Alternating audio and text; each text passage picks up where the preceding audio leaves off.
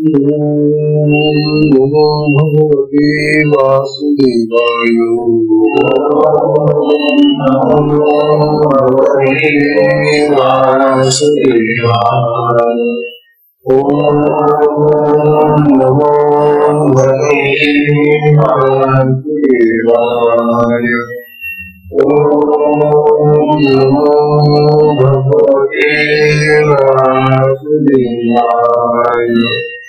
ओम नमो भगवते वासुदेवाय।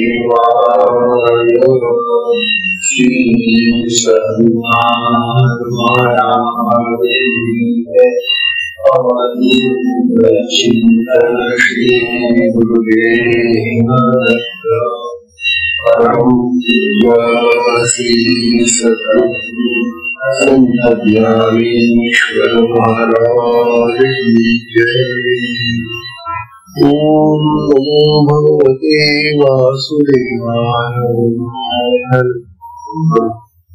परम पूज्य श्री सद्गुरु संत ज्ञानेश्वर महाराज साधकांचे मायबाप बालयोगी आणि भगवान विष्णूचा अवतार करून बसलेले ज्ञानोबा यांचा श्री चांगदेव 65 हा छोटासा ग्रंथ आपण पाहत आहोत। ज्ञानोबांचा हा चांगदेव 65 ग्रंथ समजायला विषय अंतर्गत आहे, सांगायला अवघड आहे, कारण ज्या महात्म्याला तो उद्देश आहे तो महात्मा सांगतो। त्यामुळे या ग्रंथाची जी रुची आहे ती अतिशय आपल्या आवाक्या बाहेरची, सामान्य माणसाला हे आकलन नाही होत, म्हणून हा ग्रंथ सहसा कोणी प्रसंगाला घेतच नाही। आज मला जर समजत नाही तर का उपयोग, पण आपण धाडस केलेले आहे की या ठिकाणी आपण सगळ्यांनी आपण दीक्षित आहोत, साधक आहोत, आणि साधक दिवशी साधना करणारे आणि पुन्हा आपण ज्ञानेश्वरी आपण ऐकलेले, त्यामुळे विष्णूचे श्रवण आपले झालेले, त्यामुळे हा ग्रंथ समजायला फारशी अडचण येऊ नये म्हणून आपण हा ग्रंथ घेतलेला आहे। तेव्हा ज्ञानेश्वर महाराज सांगत होते चांगदेवांना ज्ञानाची लक्षणं सांगितली, ज्ञानाची लक्षणं सांगितली। तेव्हा ज्ञानेश्वर महाराज काय सांगताना म्हणताय की आम्हाला परस्पर यावरून भावली असेल, चांगदेवा आम्हाला परस्पर आवडी म्हणजे आम्ही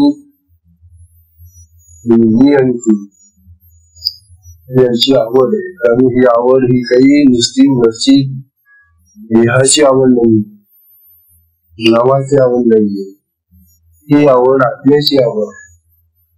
हा आत्मा आणि माझा आत्मा एक असल्यामुळे ही आवड आहे।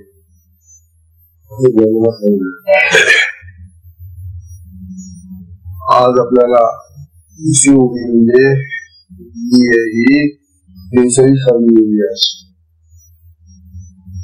42व्या मूवी मध्ये त्यामुळे ही 42वी मूवी पाहतशी सखया तुझे उद्देशे, सखया तुझे उद्देशे भेटावया जीव उल्हासे, सखया तुझे उद्देशे भेटावया जीव उल्हासे। ही सिद्ध भेटी दिसकुसे, ही सिद्ध भेटी दिसकुसे ऐशिया बिहे। शेवटच्या 2 मुळे तो विषय आणखी थोडासा जटिल झाले, ज्ञानेश्वर महाराज चांगदेवांना सांगून राहिले की हे चांगदेवा, चांगदेवा तू कोण आहेस? सखया माझा सखा आहे। सखा कोणाला म्हणतो आपण? मित्राला, किंवा आपला कोणी सगा असला तर त्याला सखा या सखा सच्च प्रेम, जो प्रेम असो, ज्याच्याशी आपलं प्रेमाचे संबंध नाते असतात, त्याला आपण सखा म्हणतो. जन्मा चांगल्यावाला सखया म्हणून हाक मारताय. हे सख्या, हे सखा, तुझ्या उद्देशाने, तुझ्या उद्देश, तुझ्या निमित्ताने, तुझ्यासाठी हा होतो मला भेटावया जीव. तुला भेटण्यासाठी माझा जीव उल्हासित होतो, म्हणजे आनंदित होतो. हे चांगले वा, हे मित्रा, तुला भेटण्यासाठी माझा जीव आनंदित होतो. ते सोपे आहे, परंतु ही जी भेट आहे ना, ही भेट दोन देहांची भेट नाही. लक्षात घे, ही सिद्ध भेटी, ही जी भेट आहे ही सिद्ध भेट आहे. सिद्ध गुणात्मी भेट आहे, सिद्ध आत्मा असतो. तेव्हा ही आत्मभेट आहे आपली, सिद्ध भेटी. ही भेट आपली कदाचित विस्कटून जाऊ नये, बिघडू नये. आपली आत्म्याशी आत्म्याची भेट आहे. तुझा आत्मा आणि माझा आत्मा एक असल्यामुळे, त्यांची ही भेट असल्यामुळे ही भेट बिघडू नये, विस्कटून जाऊ नये, म्हणून माझा जीव बिघे ऐशी बिहे. याची मला भीती वाटते, कारण दोन देहांची भेट असली तर ती विस्कटू शकते. म्हणजे ते दोघांचं जे भेटणं असतं त्यामध्ये एखाद्याला अडथळा येऊ शकतो, काही पण होऊ शकतं आणि ती भेट बिघडू शकते. परंतु आपली दोन आत्मस्वरूपातली भेट असल्यामुळे ही भेट बिघडू नये, ही सिद्ध भेट आहे आणि ती बिघडू नये असं मला वाटतं, अशी मला भीती वाटते.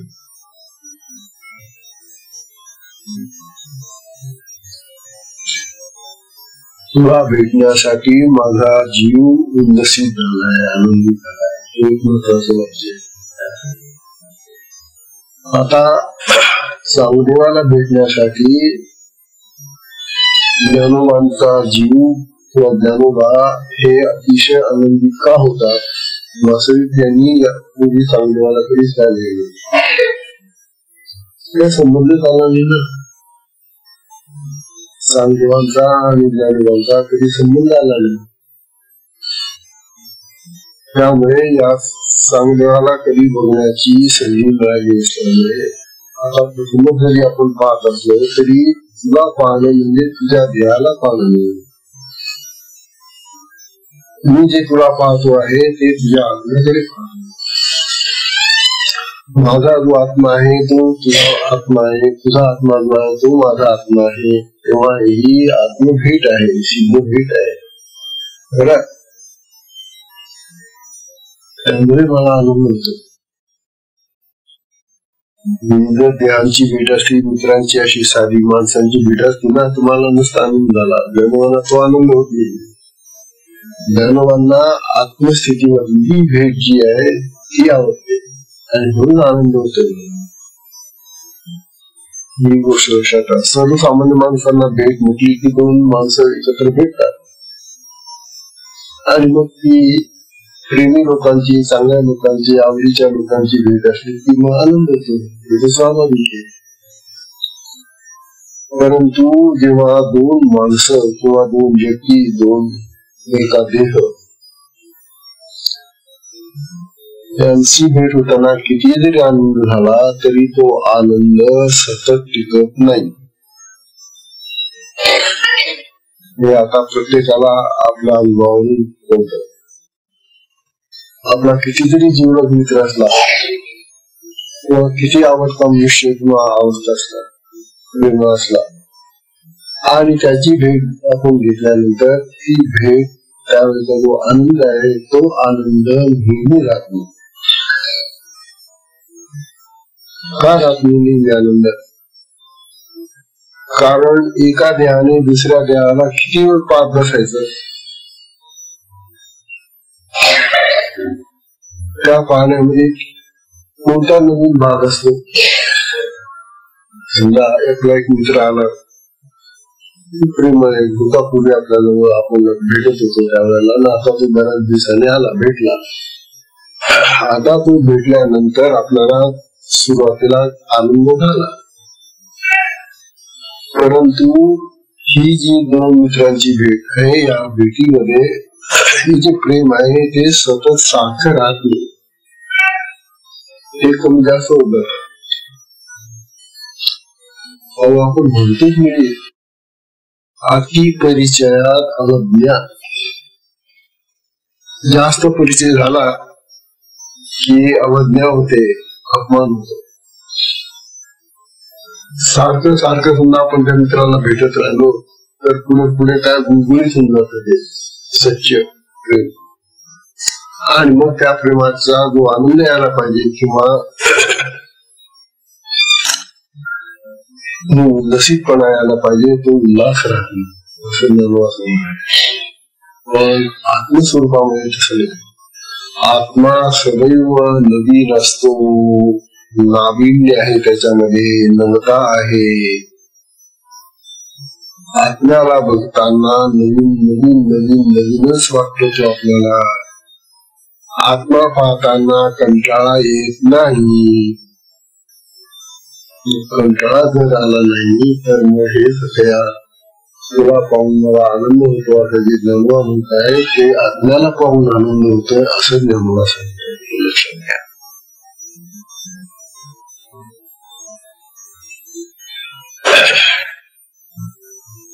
तेव्हा ज्ञानोबा हे जे प्रेम, स्नेह, आनंद हा जो आहे त्यांचा तो आत्म्याविषयीचा आहे. हे जर आपल्याला कळलं तर मग तो अखंड टिकणारा आनंद आहे.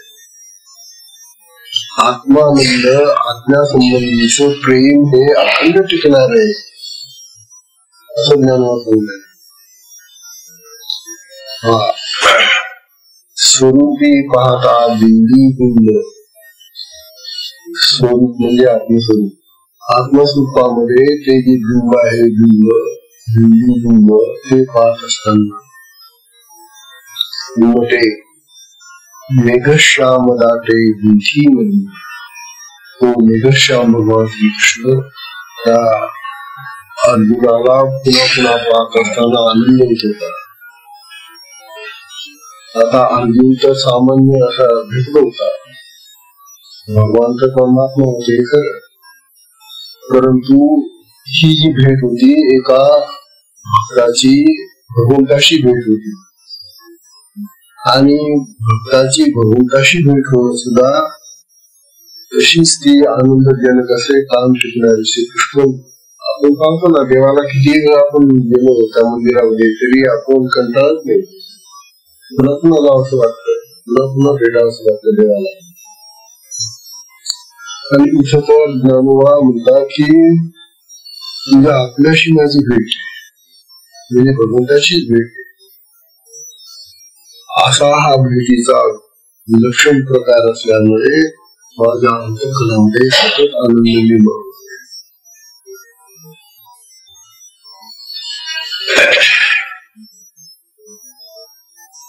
ज्ञानोबा ज्ञानेश्वरी सांगा सखी प्रती सखी आदरे करी प्रश्न जीव शिव पूर्ण कैसा दिसे. सख्यत्वाच्या नात्याने जेव्हा आम्ही एकमेकांना पाहतो तेव्हा आमच्यातला जो जीव भाव असतो तो कमी होऊन जातो. प्रेमाचं जेव्हा भरतं येतं आपल्या अंतःकरणामध्ये त्यावेळेला आपण देहाचा भाव विसरून जातो. देहभाव विसरण्यासाठी अंतःकरणामध्ये प्रेम दाखवून येणं हे अगदी महत्वाचे. असं प्रेम जेव्हा आपल्याही अंतःकरणामध्ये दाखवून येतो उफाळतो त्यावेळेला मग आपला जीवभाव राहत नाही, ध्येयभाव राहत असं ज्ञानोबा सांगताय.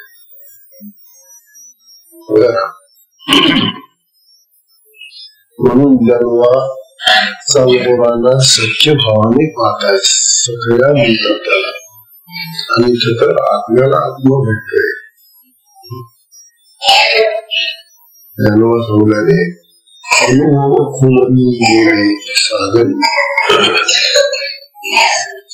सागरी हा शब्द स्त्रीच्या बाबतीतला आहे. एखादी स्त्री आपल्या दुसऱ्या मैत्रिणीला जेव्हा भेटते तेव्हा ती तिला सागरी म्हणते, सखी म्हणते. त्यानंतर अनुभव मी अनुभवानं सांगते, अनुभवाच्या खुणीनं तुला सांगते हे सखे. निरंजनी येईल अंजनी. मी निरंजन म्हणजे ज्या ठिकाणी अशा एकांतामध्ये तुला भेटते तेव्हा हे मैत्री सखी सागरी. अशा निरंजनी भेटीमध्ये जो आनंद आहे तो आनंद वर्णन करता येण्यासारखं नाही. तात्पर्य चांगदेवाला सखा म्हणा सखी म्हणा, कारण आपल्याला कुठले लिहिले नाही. तो लिंग आहे का स्त्रीलिंग आहे का नपुंसकलिंग आहे, कोणत्या लिंगी आत्मा म्हणजे तो लिंगातीत आहे. तो पुरुष नाही, स्त्री नाही, कोणीच नाही. त्याला काहीच उपमा देता येत नाही. आत्मा हा निराकार आहे. अशा आत्म्याला कुठल्याही पद्धतीने आपल्याला संबोधन करता येत नाही. आणि म्हणून त्या आत्म्याचं जे स्वरूप आहे ते पाहिल्यानंतर अतिशय आनंद होतो. ज्ञानेश्वर महाराज म्हणतात, हा जो प्रेमाचा आत्मानंदाचा भाग आहे हा आनंद आपल्याला जर खरोखरच इतर साधनांना घ्यायचा असेल. आता आपण सामान्य लोक आहोत, आपल्याला तर काय आत्मस्थिती पाहता येत नाही कोणाची. आपलाही पाहता आला नाही तर दुसरं तर काय पाहणार आपल्याला. म्हणतात तुला खरोखरच आनंद घ्यायचा आहे का, तर आनंद हा गुरुकृपेनेच आपल्याला चांगला शुद्ध आनंद आहे. गुरुकृपेने प्राप्त होणारी जी दिशा आहे त्या दिशेमध्ये आपली इंद्रिय शक्ती जी आत्मशक्ती आहे ती जागृत होऊन आपल्याला अनेक प्रकारच्या क्रिया, अशा आनंदाच्या क्रिया दाखवते की त्या क्रियांनी होणारा जो आनंद आहे तो अवर्णनीय आहे. त्याचं वर्णन सुद्धा करता येत नाही. आत्म्याचं वर्णन करा आणि आत्मशक्तीचं वर्णन आनंद देईल. कारण ही शक्ती त्या आत्म्याची शक्ती आहे. त्यामुळे आत्मशक्तीचा जो आनंद आपल्याला येतो साधकांना तो त्या आत्म्यासारख्याच आनंदाचा किंवा उल्लसित करणारा आनंद असतो असं ज्ञानाला सांगितले. ज्ञानेश्वर महाराज सांगितले, अरे चांगदेवा,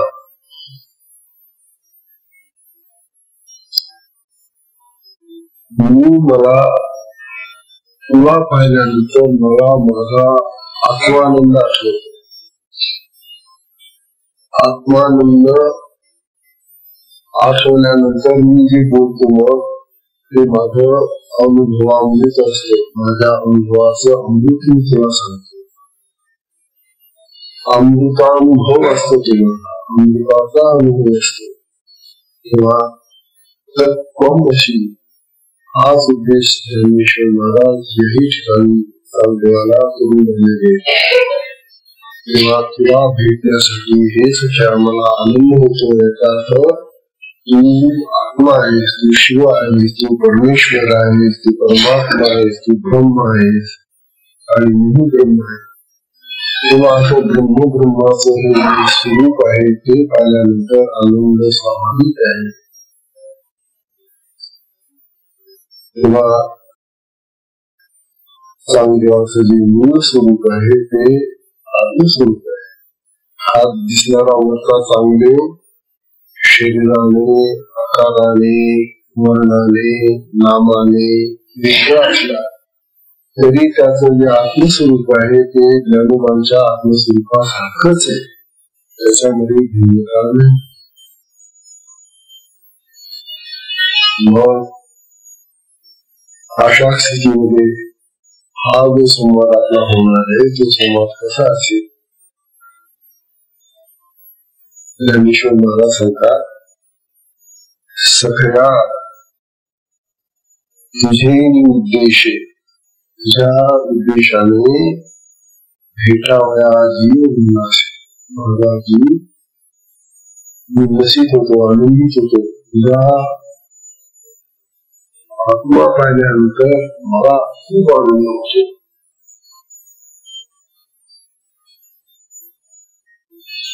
बघा, ज्ञानेश्वर महाराज चांगदेवाला सखा म्हणतात.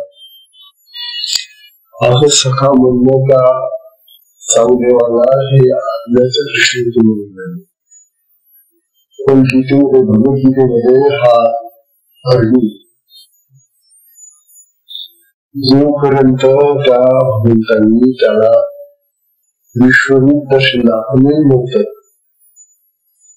त्याच्या अगोदर हा अर्जुन आपल्या त्या भगवान श्रीकृष्णांना काय म्हणत असे बघा.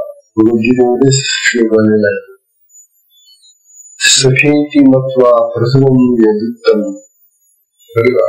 हे कृष्ण, हे यादव, हे सखेती. भगवान कृष्णांना, हे कृष्णा, हे यादवा, हे मित्रा, हे सखे, हे सखेती, अजानता महिमानं कवे. मी तुझा महिमान, तुझा मोठेपणा जाणला नव्हता. मी तुला माझ्यासारखा मित्र समजतो, हे समजत होतो, आणि तुला अरे तुरे करत होतो. दोघं सारख्याच जायचे होते. त्यामुळे मित्रत्वाच्या नात्याने ते बरोबरीने वागायचे. आणि हा अर्जुन त्या भगवंताला अरे तुही करायचा, परंतु तुझं महिमान आता मला कळलं, तुला मोठेपणा मला आता समजला. तर तुम्हाला जे विश्वरूप दाखवलं आणि तू सर्वत्र सर्व व्याप्त आहे असं कळलं. हो, मात्र आता तुला अशी हाक मारताना लागणार. तुला मला आता म्हणताना ना रे कृष्णा, अरे यादवा, अरे सख्या असं म्हणता येईल. चूक झाली नाही. ज्ञानोबा तशी चूक नाही केली.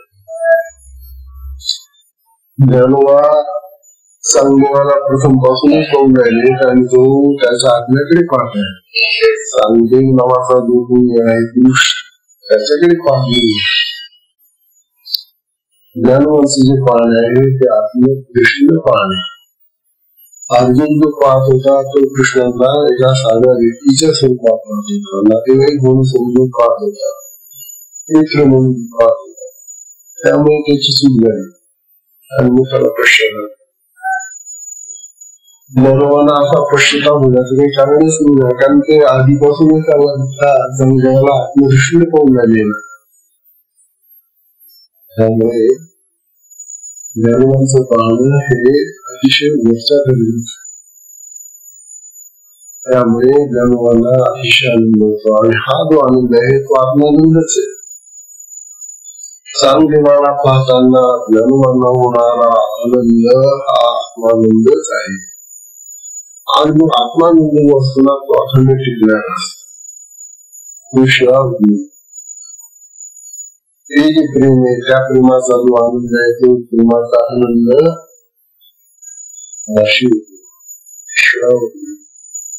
तो अति परिचय जरी झाला तरी काही त्याच्यामध्ये कोण जास्त नाही.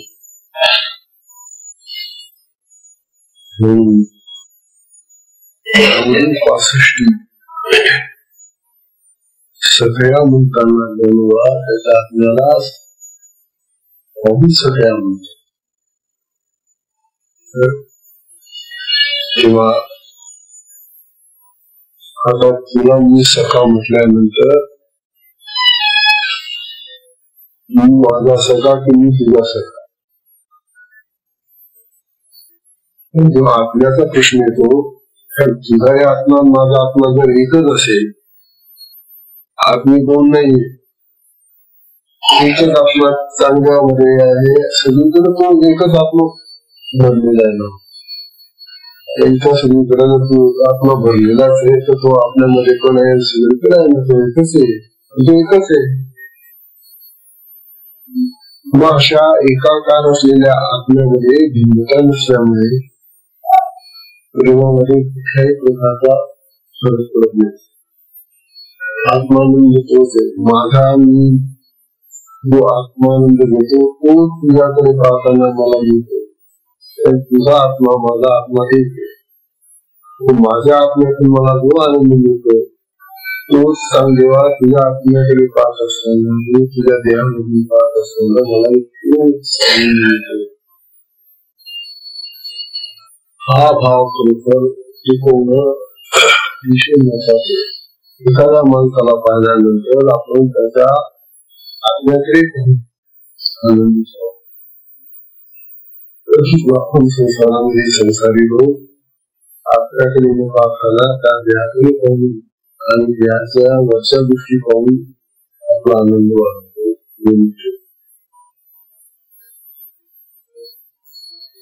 असा हा जो आत्मानंद आहे, असा जो आत्मा आहे, तो आत्मा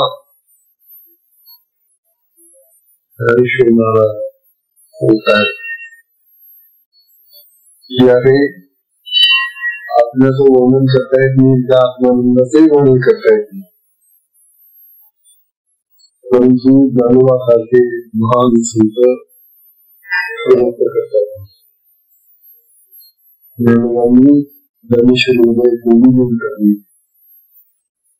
आणि त्या ओळीमधून त्यांनी सांगितलं, काय सांगितलं?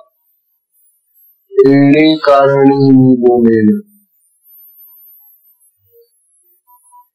याच्यासाठी मी बोलतो, सांगतो तुम्हाला. काय? बोली अरूपाचे रूप दाखविलं.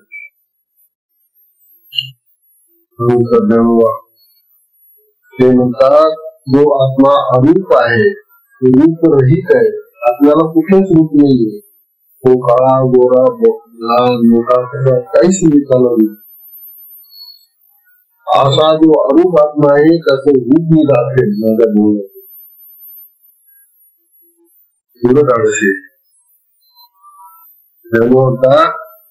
मी माझ्या बोलण्यामधून तुम्हाला आत्म्याचं रूप दाखवतो.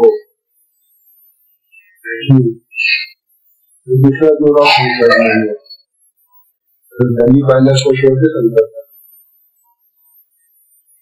तुम्ही एखादी गोष्ट पाहून आलात तेव्हा तुम्ही त्या खेळाबद्दल पण माहिती सांगाल ना. मी जर ते पाहिलेलं नसेल तर काय सांगाल तुम्ही? तेव्हा आत्मानुभव स्वतः घेतलेला आहे ज्ञानोबांनी. ज्ञानोबा आत्मा झालेले आत्मस्वरूपात आहेत. त्यांना आपल्याचं रूप कळलेलं आहे आणि रूप म्हणतात की आता जे बोलतो ते तुम्हाला अरूपाचं रूप दाखवलं.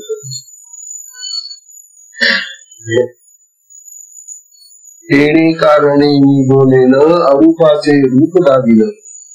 अतींद्रिय तरी भोगविलं. इंद्रियाकडे जो आत्मा इंद्रियांना सापडत नाही, अतींद्रिय तो इंद्रियांच्या पलीकडचा, इंद्रियातीत आहे. कुठल्याही इंद्रियाची त्या ठिकाणी घेतली नाही. मन तिथं जात नाही, बुद्धी जात नाही. आपले डोळे कान नाक वगैरे ही बाहेरची तिथं जाणं शक्य नाही. कोणतंही इंद्रिय त्या ठिकाणी पोहोचू शकते. यतो वाचा निवर्तन्ते अप्राप्य मनसा असं मन वाणी त्या ठिकाणी गेलेले गेले की तिथंच समाप्त होऊन जाते. मन मनच राहत नाही, अन्न होऊन जाते. वाणी चूक होऊन जाते, मन होऊन जाते. मुखात येते. आणि हीच गोष्ट खरी की जेव्हा एखाद्याला आत्मानंद होतो किंवा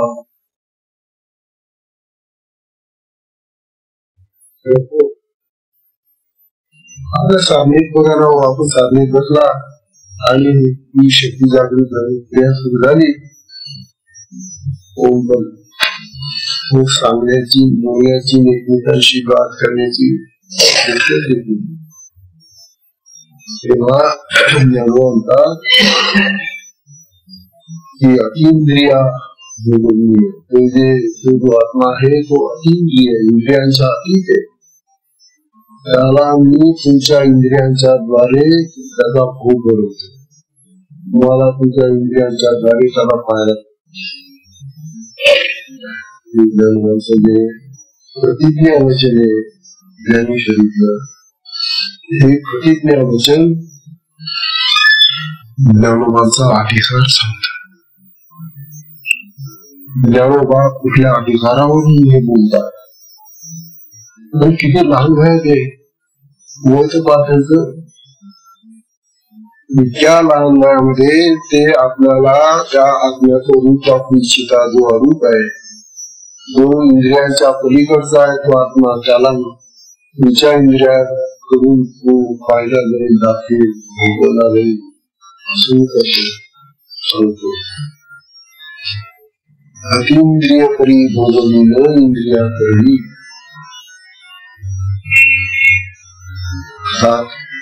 हे माझं सामर्थ्य नाही हे ज्ञानोबांनी सांगितलं. आता आपल्याला असं वाटतं की ज्ञानोबा आपल्या बळावर हे सगळं सांगून राहिले. ज्ञानोबा म्हणतात मी माझ्या बळावर सांगितल्या तुम्ही असा ग्रह करून घ्याल की हा ज्ञानोबा काय भरताच मोठा झाला. माझ्या गुरुच्या आधारावर हे जे तुम्हाला मी सांगतो की त्याचं आत्म्याचं मी तुम्हाला दाखवतो. त्या इंद्रियांकडून तुम्हाला त्याचा भोग देतो. हे मी माझ्या सामर्थ्याने सांगत नाही. हे माझ्या गुरुच्या सामर्थ्यावर बोलतो.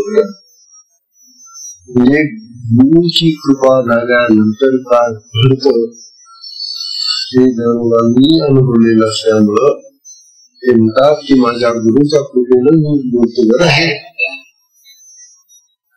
मला काही समजत मी लहान आहे कृपा पण माझ्या सद्गुरूची माझ्या एवढी कृपा आहे की त्या गुरु कृपेनंच मी तुम्हाला सगळं काही घडून देऊ शकतो.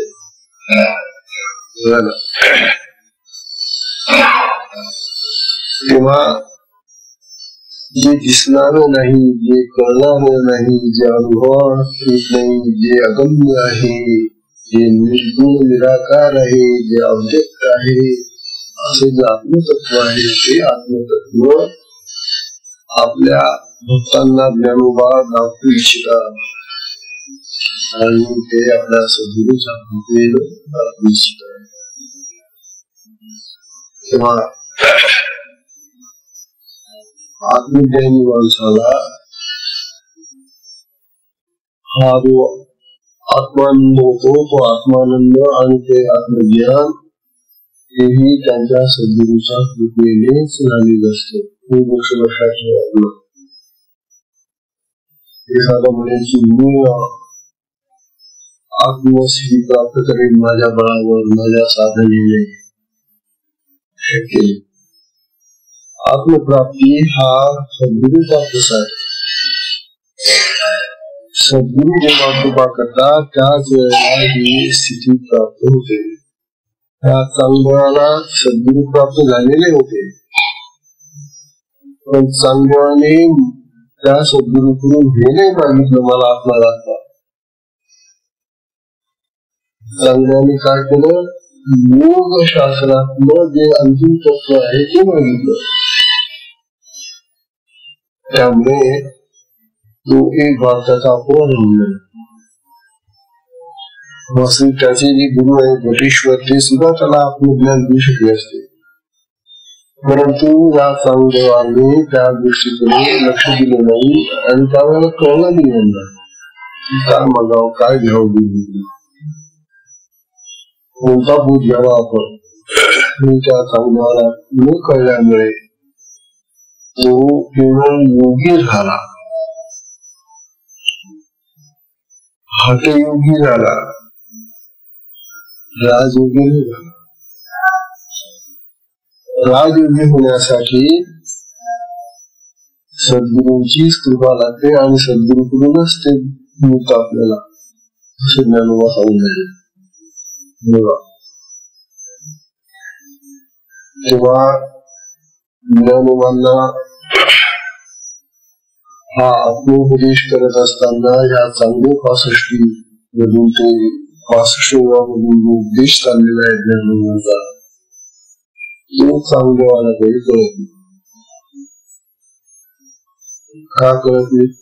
आता आपल्याला परिस्थिती कळत नाही नव्हतं. आपण आता तरी दीक्षित आहोत गुरुचे, प्राप्त असे साधक आहोत आपण. आपल्याला सुद्धा समाजाचा अनुभव येत नाही.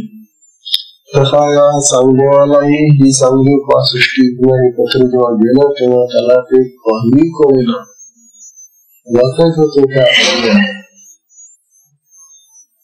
पण त्याला असं काही काय करावत आहे असं तर आपण कुठल्याच ग्रंथामध्ये नाही. तेव्हा हे ज्ञान आपल्याला सांगतं तरी काय, आणि ओळांचा अर्थ तरी काय आहे.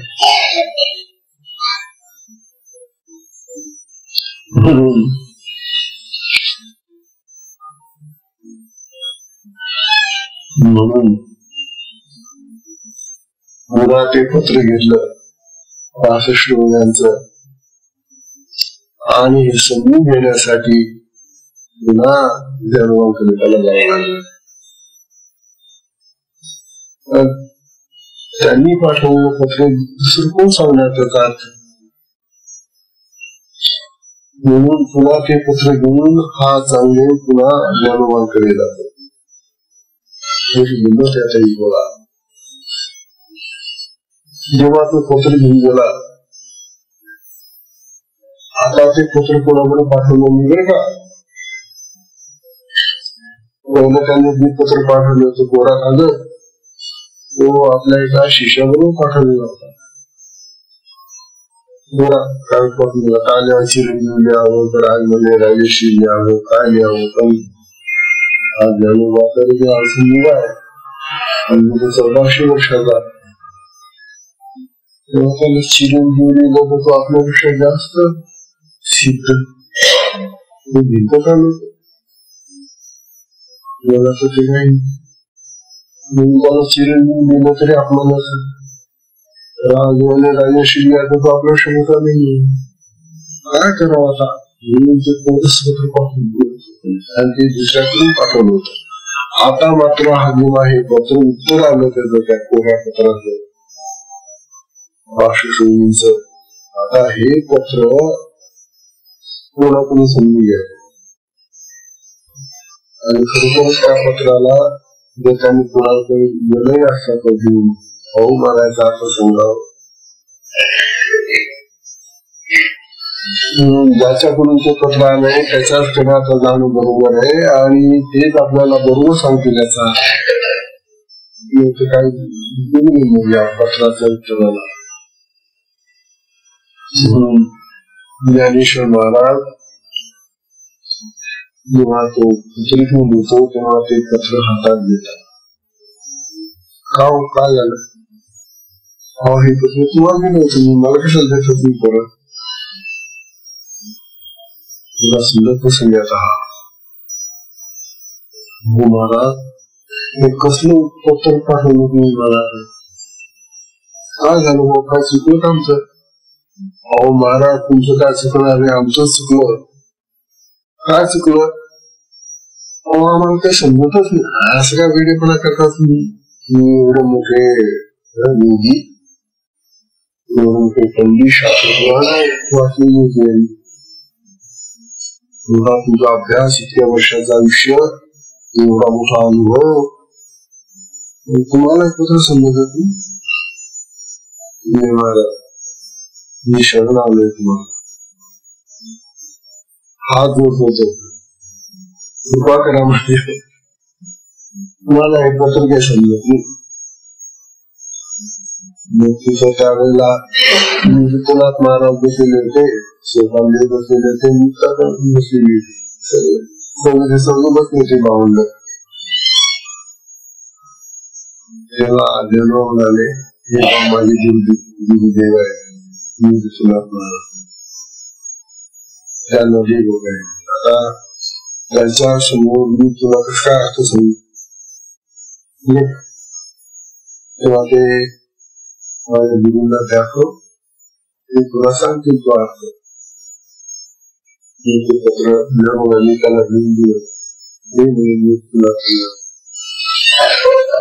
नाथांनी ते पत्र घेतलं. काय बाबा काय महाराज मला काही समजले नाही पत्र, त्याचा अर्थच कळत दिला. मग अर्थ कळायला तुला, मग तुला दूर करायला दीक्षा घ्यायला पाहिजे. ऐका कधी महाराज तू जे सांगाल ते करायला तयार आहे. मोठा चांगले पण तो म्हणतो मला आता तुम्ही या पत्राचा अर्थ सांगण्यासाठी जे सांगाल ते सगळं करायला. मी म्हणता दीक्षा घ्या, चालेल मी दीक्षा घ्यायला पाहिजे. बोला घ्या मला दीक्षा महाराज. अरे मी जे बाबा यांची मुक्ता बघली 4 वर्षाची ती मुक्ता,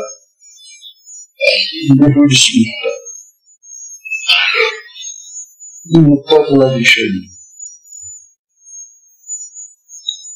संगत होता अवलंबनीय मोबारायांचा ग्रंथ आहे गाथा. मोबा नावाचे संत दिले. त्या मोबारायांच्या गाथेमध्ये हे चरित्र आलेले चांगले होते. आम्ही आता त्यातल्या काही विवाद मला वाचला. असा प्रसंग घडला आणि काय झालं मग निरविला सांगा मुक्ताबाई प्रती. निरविला म्हणजे सांगितलं, मुक्ताबाईकडे निर्देश केला. ज्या मुक्ताला विचारला दीक्षा घ्यायचं म्हणतो ना, पूर्ण माझा त्यांना दीक्षा. मग तिसरं बोल दाखवलं मुक्ताबाईकडे मूर्तीनाथांनी. आता मूर्तीनाथांना देता आलीच ना दीक्षा, ज्ञानेश्वरांना देता आली असती. पण मुद्दाम मुक्ताबाईकडे बोल दाखवलं मूर्तीनाथांनी. बसलेला तिच्याकडून दीक्षा घेतली. हा 1400 वर्षाचा योगी समाधी लावणारा आणि ही छोटी पोरगी 4 वर्षाची मुक्ता किती लहान आहे. तिला काय करत अनबोड पोरगी. तेव्हा त्या मुलीकडे बोट दाखवलं. निरविला चांगलं काय म्हणता बा, निरविला चांगला मुक्ताबाई प्रती. याशी करा प्रतीत आत्मज्ञान. काय सांगितलं मूर्तीनाथांनी? याला आत्मज्ञानाची परिस्थिती दे गई. भाऊ काय सांगतायत मूर्तीनाथ महाराज? काय घरातलं खाऊ कद्या याला वाढायला काय सांगते? याला तू आत्मज्ञानाची प्रचिती दे, आत्मज्ञानाचा अनुभव दे. ही गोष्ट आहे.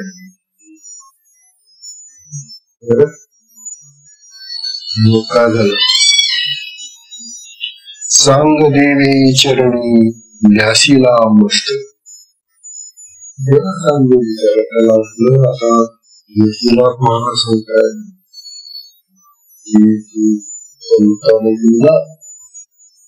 त्याला ते सांगताय की त्या सांगोला आत्मानंदाचा अनुभव दे, आत्मज्ञानाचा अनुभव दे. सांगते आणि त्याने त्या मुक्ताबाईच्या पायावर डोकं ठेवलं.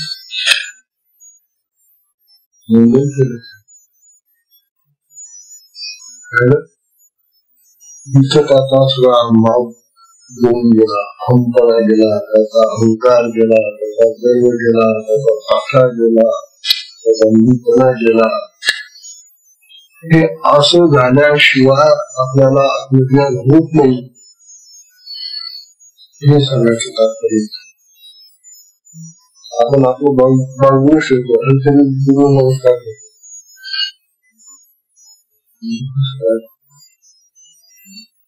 तेव्हा मुक्ताबाई का म्हणे चांगदेवी चरणी न्यासीला मस्तक. न्यास करून अर्पण केलं, आपलं मस्तक अर्पण केलं चांगलं मुक्ताबाईला त्याविषयी. मुक्ताबाईने काय केलं? मुक्ताबाई हस्त ठेवी माथा.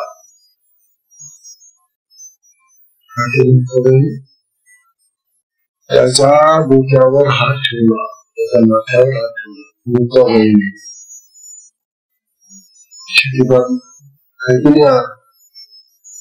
स्पर्श दीक्षा मुक्ताबाईने, उषा मुक्ताबाईने त्या चांगदेवाच्या 1400 वर्षाच्या चांगदेवाच्या डोक्यावर माथ्यावर हात ठेवला. हात परिणाम झाला.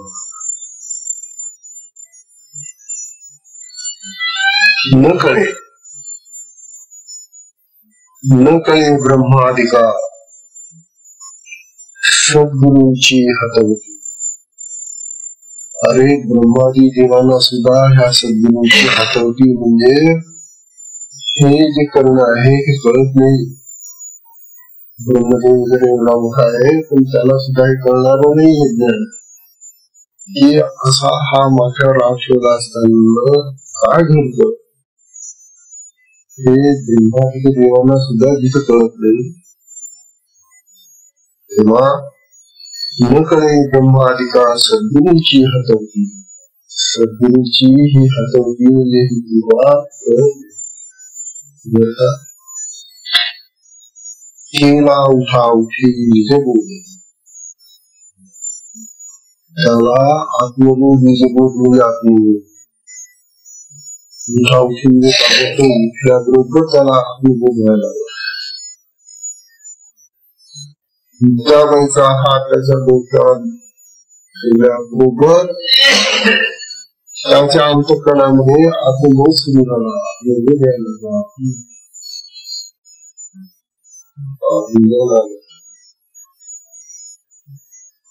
किती वेळ लागला? आत्मबोध यायला किती वेळ लागला?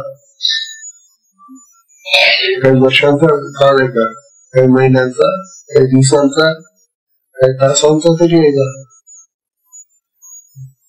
किती क्षणात आला त्याला आत्मबोध होणार? याचं कारण काय?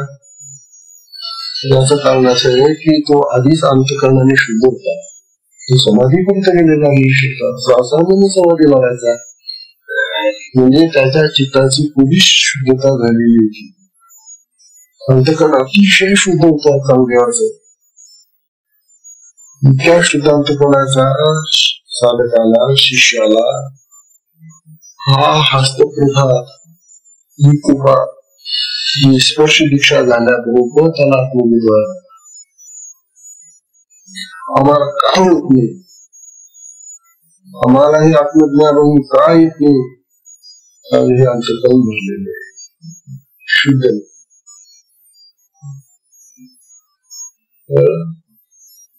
शेतकऱ्याची विद्या ही अशी विद्या आहे की ती तत्काळ त्या शिष्याला आपल्यासारखं करू शकते. आपल्यासारखंच करून ठेवतो. गुरुप्रमाणेच शिष्य नाही. काळ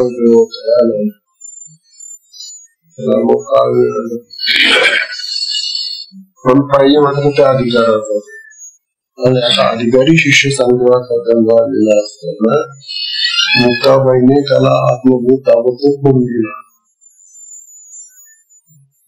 हेला उठा उठी म्हणजे बोध स्वरूपी आढळ ठेवी चित्तवृत्ती. आता त्याचं जे चित्त आहे ना ते स्वरूपात गेलेलं आत्माच्या ठिकाणी गेलेलं. त्याच्या सगळ्या चित्तवृत्ती ज्या बाहेर पांगत होत्या आतापर्यंत त्या चित्तवृत्ती आता आत्म्याच्या ठिकाणी केंद्रित झाल्या.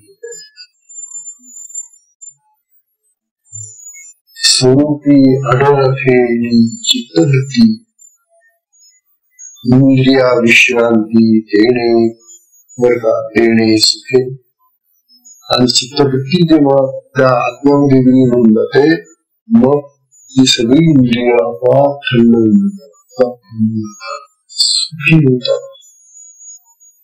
मग इंद्रियांना जे सुख होतं ते अलौकिक सुख आहे. इंद्रिय शांत होऊन जातात. म्हणतात इंद्रिया विश्रांती देणे सुखे. मग त्याच्या इंद्रियांना ते आत्मस्वरूप प्राप्त ती गोडी लागली ती सगळी इंद्रिय स्तब्ध होतात.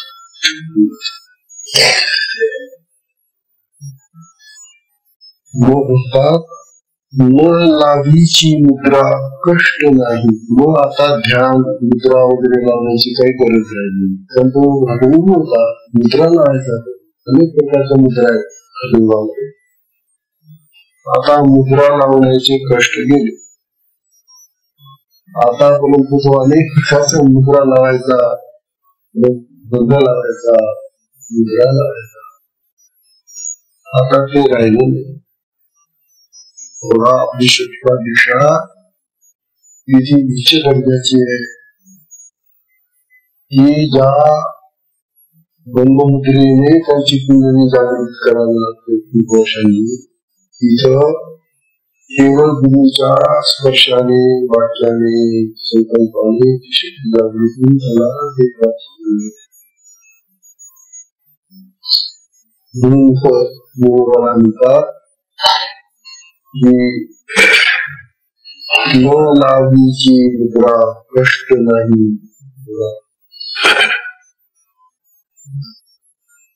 केला राजयोगी जीवन त्याला जो हरियोग होता त्याला राजयोग आणि जीवनमुक्त करून टाकलं. जीवनमुक्त म्हणजे जिवंत असताना मुक्त होऊन गेला.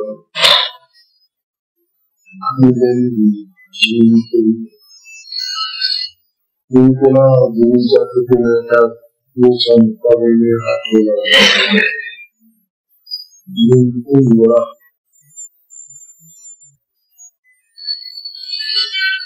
आणखी काय झालं.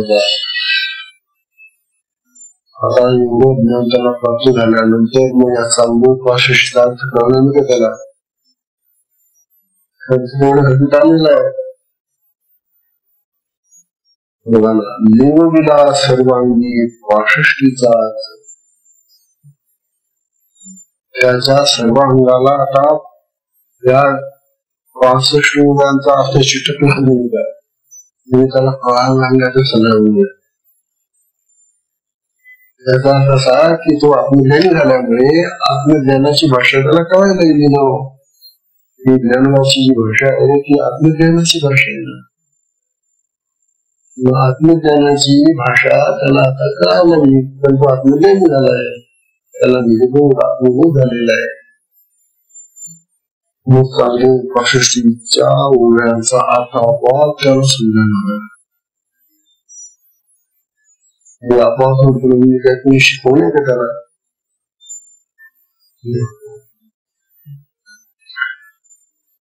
म्हणतात सर्वांगी सगळ्या अंगाला निर्विलामध्ये घातला. जसं आपण एखादा सगळा घालावा ना सगळ्या अंगामध्ये, तसा त्या चांगल्या 65चा अर्थ त्याच्या सगळ्या अंगात घालून गेला. त्या गुरुकृपेने त्या सर्वांगी 65चा अर्थ कृतार्थ केला पाहिजे. कृतार्थ झाला, कृतार्थ धन्य झाला. कारण त्या गुरुच्या चरणानं आता तो धन्य झालेला आहे. त्याला आता परिसंवाद करायचं. त्याला ते आत्मज्ञान झालेले आहे की 65चा अर्थ कळत आहे. 65चा अर्थ कळला त्याला सगळं झालं. सांगणे आजची जन्म आपली दिशा ही आपला जन्म असते. लक्षात ठेवा, ही जी शक्तिपात दिशा आहे समजा ही सांगदेवाला झालेली जी दीक्षा आहे ना, हा त्याचा जन्म झाला इथून खरा जन्माचा आहे. त्याच्या याच्यापूर्वी त्याचे 1400 वर्ष गेलेले होते. सांगदेव म्हणे आजची जन्मलो गुरुपुत्र झालो मुक्ताईचा. मी कोणाचा शिष्य झाला होता, गुरुपुत्र झालो मुक्ताईचा. आजच माझा जन्म झाला, मुक्ताईने मला जन्म दिला. मागील 1400 झाली जन्मांतरे, माझी 1400 वर्ष जन्म होता होता लिहून गेली जन्मांतरे. मागील 1400 झाली जन्मांतरे, आधी जन्म खरे सार्थक आहे. आज खरा माझा जन्म चांगला झाला. बाकीचे माझे सगळे 1400 वर्षाची धन्य हा सद्गुरु. तेव्हा धन्य हा सद्गुरु कोण? निवृत्ती ज्ञानेश्वरी. हे सगळे सद्गुरु तेच आहेत बसलेले. हे मूर्ती महाराज, हे ज्ञानेश्वर महाराज, बरं का? सोपान निरीश्वर मुक्तावन, हे सगळे धन्य सद्गुरु मिळाले मला. किती लहान होते. आता पाच मी सगळं वय पाहिलं तर ही 4 वर्षाची, सोपान काका 6 वर्षाची, ज्ञानोबा 8 वर्षाची आणि मी 12 वर्षाची. अशी बघा होती याची कोण कोण होती. आणि हा बाबा 1400 वर्षाचा. का तिथे असं जगातून उदाहरण घे, कुठेही मी घर दिलं. भारतामध्ये सुद्धा कुठल्या प्रांतात कसं झाले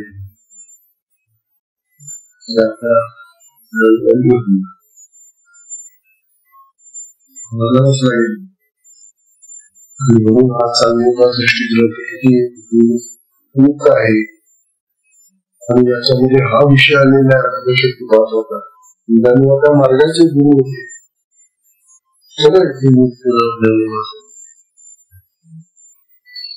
तेव्हा दर्शनीची यांच्या स्वरूप साक्षात्कार. आता पुढे यांचा दर्शन सुद्धा एखाद्याला स्वरूप साक्षात्कार होईल. सांगा मुकेश्वरी सुखी केला.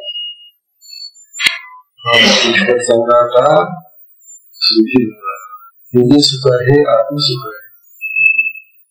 अशा प्रकारे